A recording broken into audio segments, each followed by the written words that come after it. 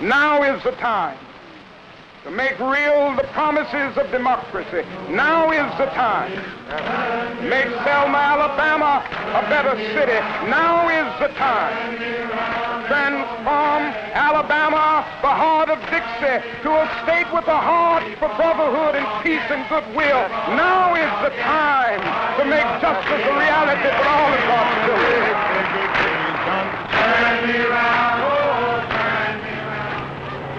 In March of 1965, thousands of Americans from all over the country gathered in Selma, Alabama. They marched 54 miles to the state capitol in Montgomery to dramatize the extent of racial injustice in that state and throughout all the Deep South. So I say, walk together, children.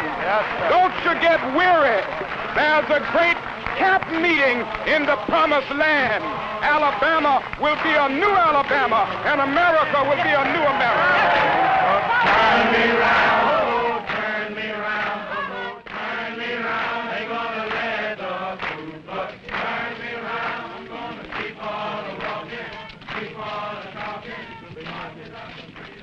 3 months after the march, Congress passed and President Johnson signed the Voting Rights Act of 1965. To those who marched and those who joined them in spirit, it looked as if the Southern Negro was on his way at last toward achieving equality with the whites.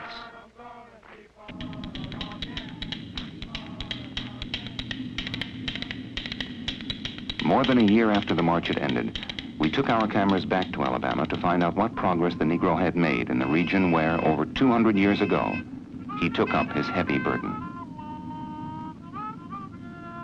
NET Journal presents Lay My Burden Down, a look at the life today of the Southern rural Negro.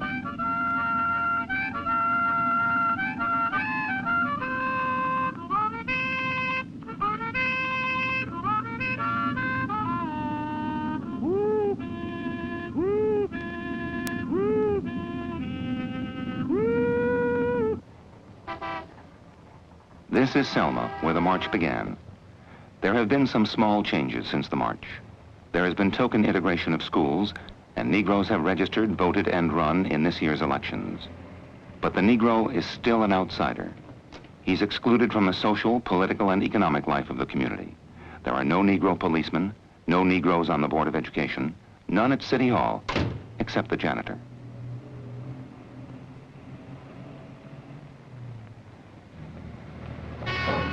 And though incidents involving the police are down, Negroes still complain of frequent harassment and discrimination. And Negroes who had expected more from the march seem tired and disillusioned. Many other people felt that there would be some changes, dramatic changes made. Well, the jobs that are available to people are the same old thing that they've been going through all the time, is doing the white folks' dirty work.